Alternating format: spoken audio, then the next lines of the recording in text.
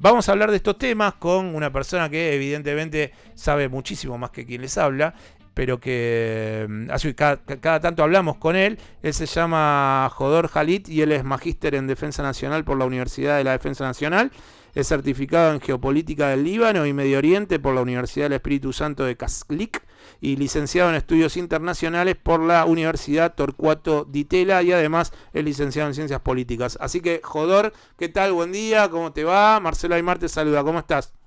Buen día, Marcelo. Yo muy bien y espero que ustedes también y que hayan arrancado muy bien el año. Estamos en eso y hemos trasnochado, quien te habla, ayer, porque uno empieza a meterse en el entendimiento de lo que le está pasando a Irán, a Irak, de lo que ha sucedido en Siria en este último tiempo, y uno no para de leer porque son facciones, son grupos, por ejemplo...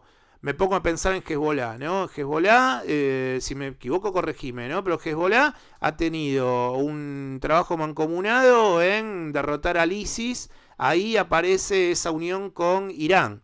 Irán ha tenido una fuerte participación conjuntamente con Rusia en tratar de mantener a la alagüita que está al frente del gobierno sirio, que es al-Assad. Y Bashar al-Assad, a su vez, tiene problemas con Estados Unidos y eso lo ha llevado a que Arabia Saudita esté con un peso mucho más fuerte en la región, apoyado por Estados Unidos. Bueno, todas situaciones que son muy complejas, que son muy difíciles de entender porque es como que vos son como mamuscas, ¿no? Uno va sacando de un lado, del otro, pero me parece que más allá de eso, todo esto se define y por eso la primera pregunta para entender lo que sucedió ayer con la muerte de este general iraní, con las palabras que ha dicho el ministro de Relaciones Exteriores de Rusia, Sergei Lavrov, que dijo ayer que el ataque de Donald Trump hacia el general iraní, que lo llevó a la muerte, viola los derechos internacionales de un país que es miembro de la ONU, que ataca a alguien muy importante desde la política, que también es miembro de la ONU, como Irán, y encima lo hacen en un territorio que no es iraní, sino que es un país tercero, que es Irak. Entonces, lo que quería preguntarte es, ¿cómo crees que va a tratar de llevar adelante la política de Medio Oriente esta situación del ataque desmedido de Donald Trump? Bueno, la realidad de la región de Medio Oriente seguramente es compleja. Creo que por ahí la dificultad está en que para nosotros, para entender lo que pasa allá, es que la distancia, los nombres, digo que siempre son difíciles de pronunciar, el hecho de que hay muchas agrupaciones también, pero todo eso también se ve en una región como América Latina. E insisto, digo, lo que lo hace difícil solamente de incorporar es el tema del idioma y la distancia y la cultura. Pero, yendo a tu pregunta, lo que hemos visto son en los medios, por lo menos, declaraciones relativamente belicosas.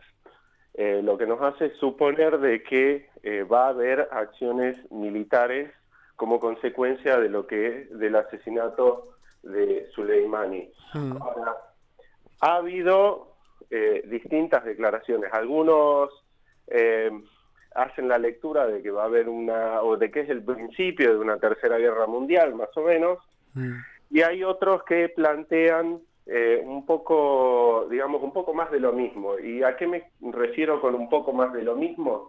Es con estos enfrentamientos o conflictos de baja intensidad, como lo llaman, que son enfrentamientos militares o operaciones militares muy pequeñas, limitadas en sus objetivos y en su alcance. Como hemos visto, por ejemplo, en los últimos...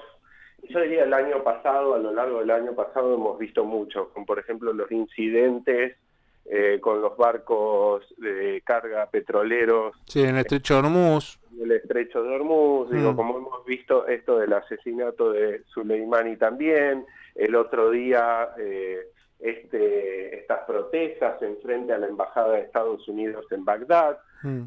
Creo que vamos a ver, yo me inclinaría más por esa opción en todo caso, que la otra de un gran conflicto abierto. Sí, ahora lo que yo te quería tratar de consultar es que en el último tiempo hay una cercanía de Irán hacia Irak, seguramente porque Irán conjuntamente con Hezbollah y con otros grupos, han fuertemente combatido al ISIS en el norte de Irak, básicamente, y eso ha generado, me imagino que en el territorio y en el ciudadano iraquí, cierta propensión a unificar unificar los pensamientos con los iraníes para tratar de ser un poco más amplio. Ahora, ese mismo pueblo iraquí es el que unos meses atrás, en octubre, después de manifestaciones que tuvieron cientos de muertos, llevaron a la renuncia del presidente iraquí Mahdi. Entonces, seguramente en Irak lo que se está viviendo es que hay una parte de los iraquíes que quieren terminar con la corrupción o con el desgaste de la ocupación estadounidense de su país, y eso los ha enfervorizado, y además, bueno, las políticas que han sido bastante endebles de Mahdi, que lo han llevado a renunciar, pero también hay un acercamiento hacia las políticas iraníes porque los han ayudado a combatir y sacar en líneas generales al ISIS de sus territorios, del país de Irak. Entonces, ¿cómo se explica, Jodor, esa relación que tiene el pueblo iraquí con Irán, que por un lado lo ha ayudado y por otro lado también hoy en día es parte de un conflicto que se incrementa en su propio territorio porque se está combatiendo en Irak? Sí, a ver, el combate al ISIS terminó uniendo a un montón de actores que en algún momento nosotros jamás lo hubiésemos pensado. Terminó reuniendo a Estados Unidos con Rusia, con el gobierno sirio, con el gobierno iraquí, con las fuerzas al-Quds. Soleimani era una pieza clave dentro del esquema anti-Estado Islámico, en el marco de las operaciones militares que se habían llevado adelante. Incluso los kurdos participaron. Ahora, este esquema parece estar rompiéndose ya a lo largo del año pasado. Y me tiraría un poco más atrás y diría que empezó a romperse en el momento que Estados Unidos sale del acuerdo nuclear entre los 5 grandes y más Alemania e Irán en el año 2015. Ahora bien, el impacto más grande que ha tenido este asesinato de Soleimani, y esto un poco en referencia a lo que planteabas de las protestas, es que de alguna manera puso un manto sobre las protestas. Las protestas en Irak eran en contra también de la intervención externa, no solo de Irán, que se vio y llamó mucho la atención esto de los cantos en contra de Irán durante las protestas, pero también en contra de Estados Unidos. O sea, el rechazo de la sociedad iraquí hacia la intervención extranjera no se inclinó hacia Irán o Estados Unidos, sino que los rechazó a ambos. Ahora, la relación entre la sociedad iraquí e iraní es antiquísima, precede al establecimiento de los estados iraquí e iraní. Hay cuestiones, vínculos culturales y particularmente también a través de la religión que vinculan a la sociedad. Esto es, son estados con poblaciones de confesión shia, y esto es previo al establecimiento del Estado, con lo cual hay una unión cultural entre las sociedades iraquí e iraní que precede al Estado, y esto es algo que hay que tener siempre en cuenta y no llevarlo a la simplificación de que porque son shia piensan igual y punto. Hay una cuestión cultural, y el hecho de que hoy día Irán tenga la influencia que tiene en Irak se debe exclusivamente al hecho de haber removido a Saddam Hussein y al proceso que sigue tras la ocupación de Estados Unidos de Irak y la desbasificación del Estado. Sí, también alguien podría decir, bueno, pero en los 80 tuvieron muchos años de guerra entre Irán e Irak, y eso terminó en definitiva en la nada, porque los reclamos que hicieron propicias ese conflicto bélico, después con el tiempo fueron, y aparte fue una guerra muy violenta, bueno, siempre estuvieron las denuncias ahí sobre la mesa del gas sarín que utilizó Saddam Hussein, bueno, entonces Sí. Y ahí en esa guerra misma es donde uno encuentra también el origen de las fuerzas al-Quds que eventualmente termina liderando Soleimani en el 98. Digo, la lógica de las fuerzas al-Quds era evitar un nuevo conflicto al estilo Irak-Irán que se había visto en los 80. Sí.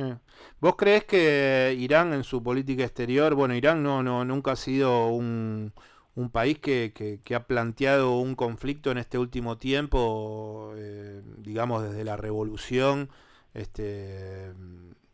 del 79, salvo este conflicto que nosotros hablamos de Irak, nunca fue contra las grandes potencias? O sea, Estados Unidos ha tenido una política de mucha beligerancia ante Irán, y Irán, como que lo que uno ve de afuera es que nunca intentó ir hacia la lucha, ¿no? Entonces, pero también lo que uno piensa es, bueno, ayer Trump se cargó al segundo dentro de lo que es la organización política iraní. O sea, está Khamenei, que es el líder supremo, y abajo estaba Soleimani. Israel hizo lo mismo con el segundo de Hezbollah, y sin embargo no vimos una guerra entre Hezbollah e Israel, o el Líbano e Israel. Digo, por eso mencionaba al principio de la entrevista, digo, hay dos lecturas o dos opiniones que se fueron formando a partir del asesinato de Soleimani, que son esta especie de tercera guerra mundial, o un poco más de lo mismo, de estos conflictos de baja intensidad, que es lo que ha estado haciendo Irán desde el final de la guerra con Irak. Por eso que, como vos bien decías, digo, no hemos visto a Irán yendo a la guerra con ningún otro país de forma directa. Y de hecho la guerra con Irak fue por una agresión iraquí, ni siquiera una agresión iraní. Sí. Y lo que hemos visto desde entonces son operaciones militares, cooperación militar entre Irán y distintas fuerzas, algunas paramilitares y otras eran gobiernos oficiales a lo largo de toda la región.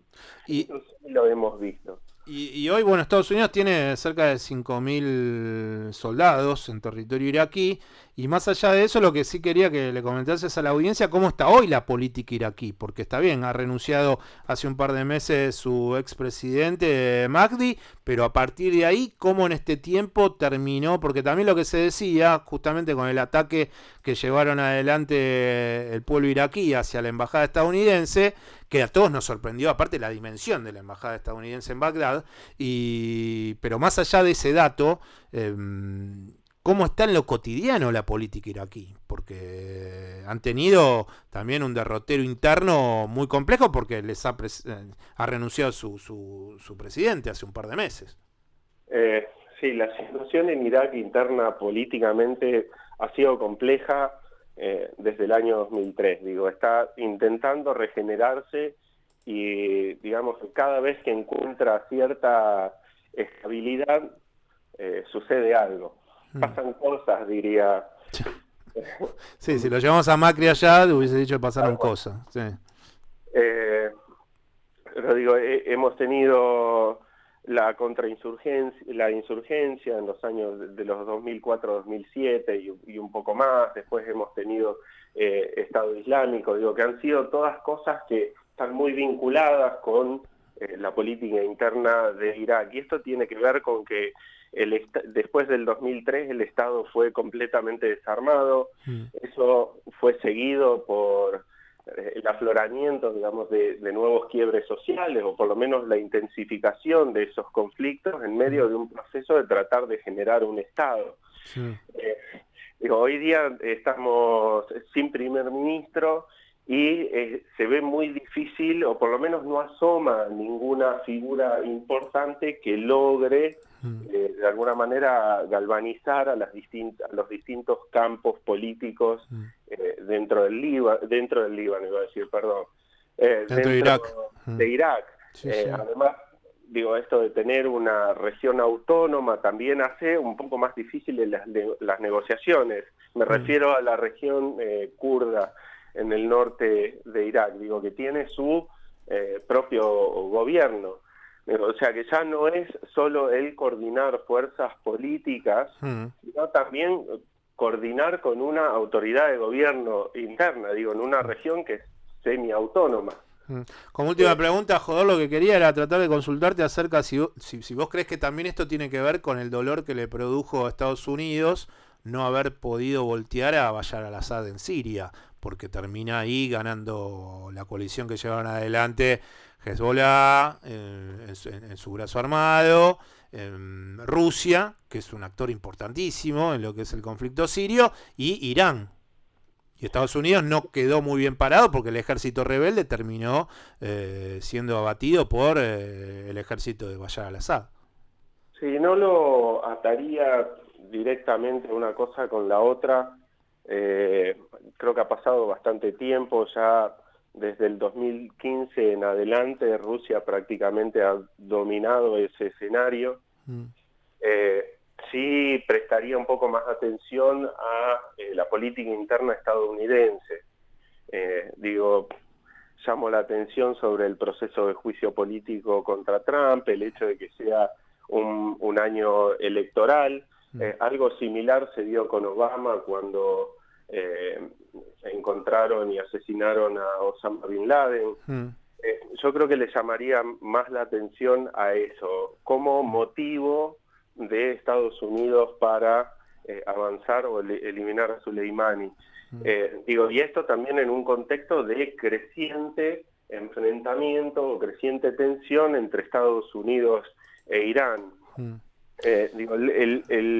La consecuencia más negativa que veo es que directamente sacó de plano a todas las movilizaciones que veníamos viendo en Medio Oriente. Un poco vos bien lo mencionaste, pero en la gran mayoría de los medios se desplazó las protestas que veníamos viendo en Irak, se desplazaron las protestas que veníamos viendo en Líbano, las que veníamos viendo en Argelia, lo que venía sucediendo también en Egipto con denuncias de corrupción. O en Yemen con los Houthis, que también fue un conflicto de fines del año pasado. Bueno, en realidad ya ahora sería el 2018, comienzo del 2019. Todos estos procesos alimentaban, y particularmente lo que veníamos viendo en Líbano y en Argelia y en Irak, venían haciendo, o por lo menos pidiendo, una democracia más fuerte.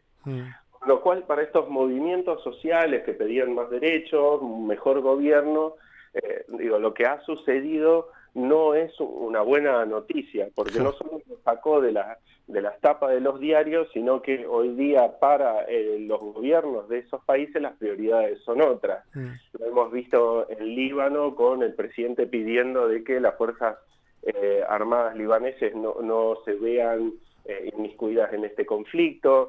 Lo vimos, también quedó de lado, ¿no?, las acusaciones o el posible juicio político contra Netanyahu en Israel también, que también afronta un proceso electoral. Van a tener una tercera ronda de elecciones el próximo 2 de marzo, algo que nunca había sucedido. Entonces, y para cerrar, la consecuencia más grave que vi es el desplazamiento de el ojo público de todos estos movimientos sociales que veníamos viendo que abogaban por una mejor democracia. Jodor, te mando un abrazo y estaremos hablando como siempre y buen fin de semana. Muchísimas gracias, saludos a vos, a todo el equipo y a la audiencia también. Que tengan un buen año. Dale, igual, buen fin de semana. Quien está hablando con nosotros era Jodor Khalid. Jodor Khalid es magíster en Defensa Nacional por la Universidad de la Defensa Nacional y además tiene un certificado en Geopolítica del Líbano y Medio Oriente y es licenciado en Ciencias Políticas y en Estudios Internacionales por la Universidad Torcuato Di Tella.